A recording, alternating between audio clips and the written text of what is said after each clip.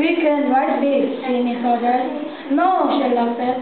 I want a good mark on this project. Peter, you can write your 5 pages about the monorail, Sam, and how it works, Jimmy.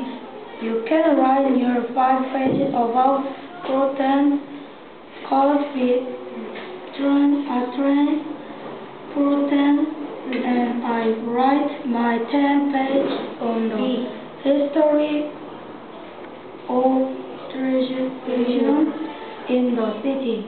Sheila folded her arms and smiled.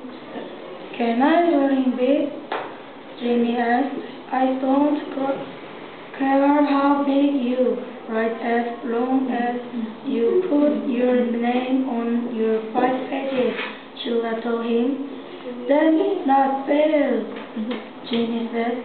This is supposed to be a pro project. Why should I have to put my name on my 5 pages?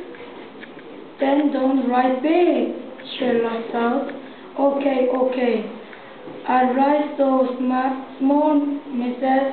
Pepper will need Microsoft to see the letters. Very funny, Sheila said.